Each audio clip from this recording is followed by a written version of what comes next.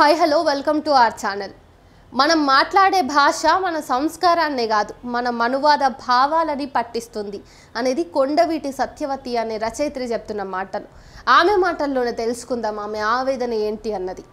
నా చిన్నప్పుడు మా ఇంట్లో మా వాళ్ళంతా మా పొలాల్లో ఇళ్ళల్లో పనిచేసే వాళ్ళని ఇట్లా పిలిచేవాళ్ళు. ఒరేయ్ ఇంకా, ఏమే సుందరదానా, ఏరా సుబ్రహ్మణ్యం, ఏమే సుబ్బి, ఇలా సాగేవంట ఆ పిలుపులు. ఓహో, వాళ్ళని అలాగే పిలుస్తారు కాబోలని మా చిన్నపిల్లలను కూడా మాకన్నా చాలా పెద్దదైన సుందరమ్మను ఏమే సుందరదానా అని పిలిచేవాళ్ళం. ఏంటండి పాపగోరు అని ఆమె చాలా మర్యాదగా మమ్మల్ని పిలిచేది. వందలాది ఎకరాల భూములతో విర్రవీగే భూస్వాముల భాష అలాగే ఉండేది. ఇక నేను చదువుకునే స్కూల్లో మా ఊరి కరణం కూతురు కొడుకు చదివేవాళ్ళు. వాళ్ళని మేము అబ్బాయి గారు అమ్మాయి గారు అని పిలవాలి, అలాగే పిలిచేవాళ్ళం కూడా.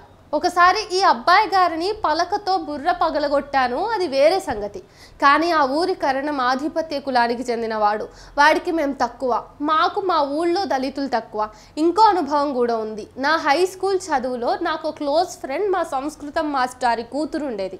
వాళ్ళ ఇంటికి వెళుతూ ఉండేదాన్ని. నన్ను ఇంటి లోపలికి రానిచ్చేవాళ్ళు కాదు. ఇంటి బయట పాక లాంటిది ఉండేది, అక్కడికి రానిచ్చేవారు.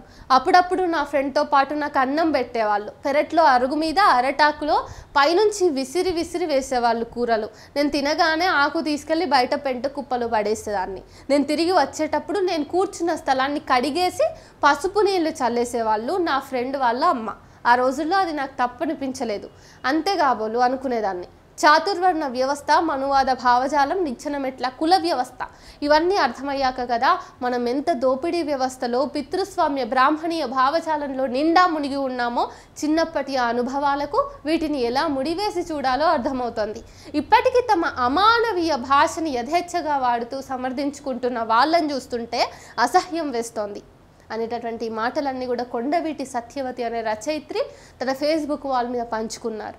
ఆమె చెప్పినటువంటి మాటల్ని మనం ఆలోచిస్తే ఆ పరిస్థితులు ఇంకా ఉన్నాయా అని మీరు అనుకుంటూ ఉండొచ్చు, కానీ ఇంకా చాలా చోట్ల అలాంటి పరిస్థితులు ఉన్నాయి. వాటిని మార్చేందుకు మనం ఈ కాలపు మనుషులుగా ఏం చేస్తున్నాము అన్నది ఇక్కడ ముఖ్యం. మనల్ని మనం పరిశీలించుకోవాల్సిన అంశం.